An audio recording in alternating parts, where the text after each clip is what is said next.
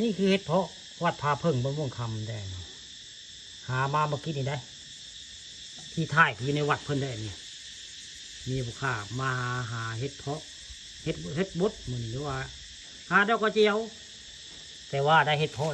โอ้ยังนุ่มได้เพาะนุ่มได้บ่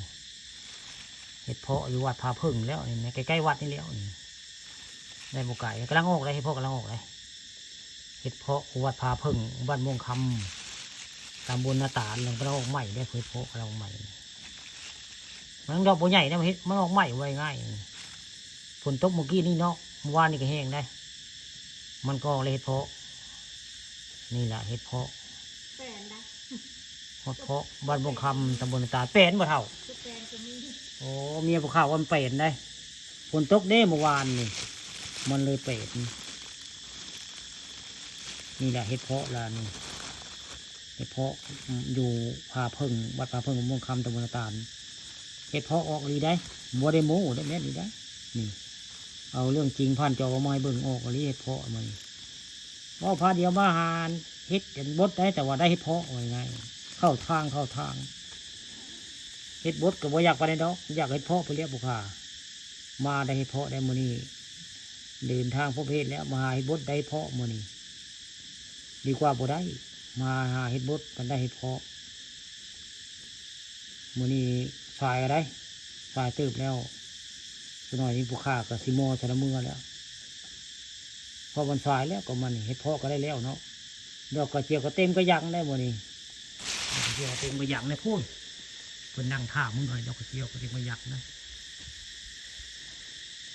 เอาใช้ดอกกระเจียวขึ้นหลายเท่าก็ที่ว่าคุณก่อนหมวกเอา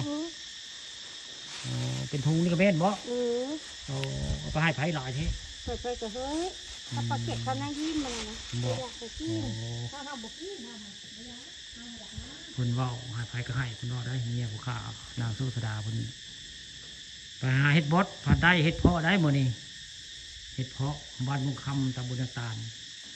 เห็ดเพาะวัดพาพึ่งได้นี่ก็อยู่ในศาลาในผู้ข้าใช้เกลือบูดไปเอามัวใส่มือได้ฝ่ายแล้วมันนี่มาได้ตามเป้าหมายอยู่คือโบราณก็แซ่บได้เห็ดเพาะเนาะกินเอาปีเอาเดือนมันไว้ง่ายปีนี้ได้แล้วเห็ดเพาะนี่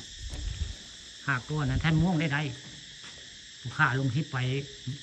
ผู้ชาย2 คนได้เห็ดเพาะมือนี้เมียผู้ข้าได้เองได้มือนี้เห็ดเพาะอันวัดพาพึ่งบ้านม่วงคำตำบลต่างเนี่ยตอนนี้ก็ย่างกับรถมอเตอร์ไซค์ด้วยมอเตอร์ไซค์จอดไว้พื้นหน้ากุฏิของกุบาละแล้วผู้ข้าคือกุฏิถ่ายทำไว้พอสำนี